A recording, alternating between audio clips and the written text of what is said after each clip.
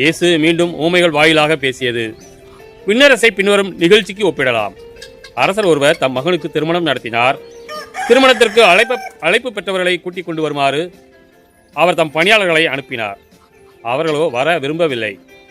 மீண்டும் அவர் வேறு பணியாளரிடம், நான் விருந்து ஏற்பாடு செய்திருக்கிறேன், காளைகளையும் கொழுத்த கன்றுகளையும் அடித்து சமையல் எல்லாம் தயாராய் உள்ளது, திருமணத்திற்கு வாருங்கள் என அழைப்பு பெற்றவர்களுக்கு கூறுங்கள் என்று சொல்லி அனுப்பினார்.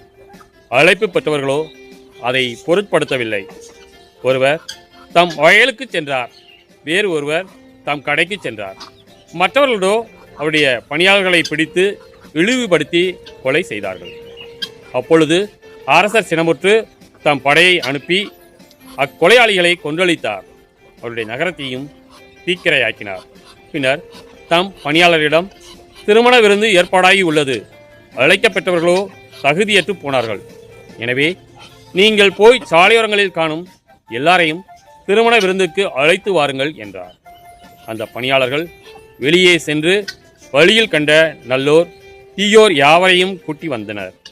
திருமண மண்டபம் விருந்தினரால் நிரம்பியது. அரசர் விருந்தினரை பார்க்க வந்தபோது அங்கே திருமண ஆடை அணியாத ஒருவனை கண்டார். அரசர் அவனை பார்த்து, தோழா, திருமண ஆடையின்றி எவ்வாறு உள்ளே வந்தாய் என்று கேட்டார். அவனோ வாயடைத்து நின்றான். அப்போது அரசர் தம் பணியாளரிடம், அவனுடைய காலையையும் கட்டி கையையும் கட்டி புறம்பே உள்ள இருளில் தள்ளுங்கள், அங்கே அழுகையும் அங்கலாய்ப்பும் இருக்கும் என்றார்.